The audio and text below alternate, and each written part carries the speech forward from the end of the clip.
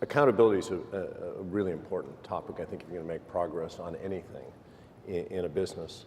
And I'll give you a couple different examples of how we deal with it. So you heard about diversity action plans, which are part of our performance management system. And essentially every employee in the company, except for a few within unions where we don't have the same performance management system, are required to have a diversity action plan.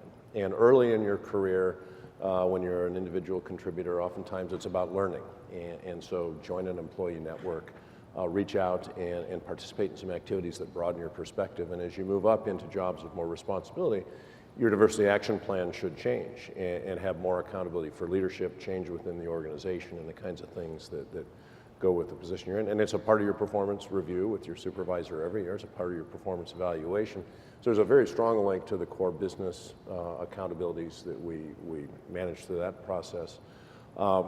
Within my part of the company, we also ask our employees to tell us how we're doing. So we use a pulse survey, and I'm sure a lot of your companies do things like this, where multiple times in a year, we will ask a series of 10 or 12 questions to a sample of our employee population around the world. And they're very carefully designed questions, and they're the same ones every time, to get feedback on the work environment there and their interactions and the messages they get from their supervisor. Is your opinion valued? Do you feel welcome? Do you feel like you have to cover up or change things about yourself to be successful at work?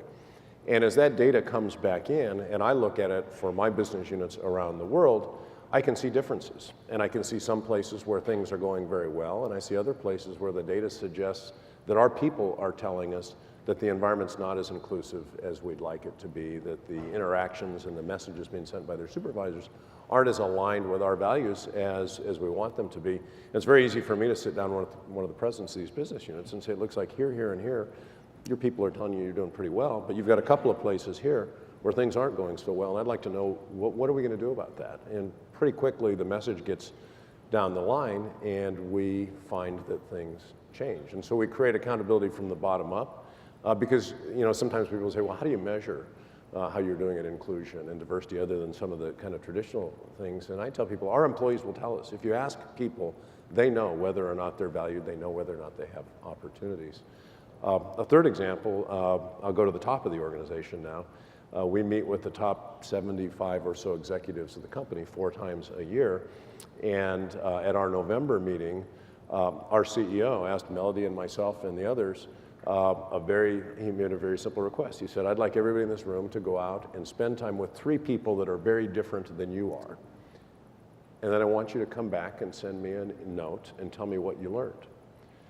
And so when the CEO says, I expect you to respond, and he's pretty meticulous about keeping track of who's responded and who hasn't, that creates a very strong accountability at the top of the organization, that it's our actions that people have to see, that we're interested, that we're out there, and we're engaged.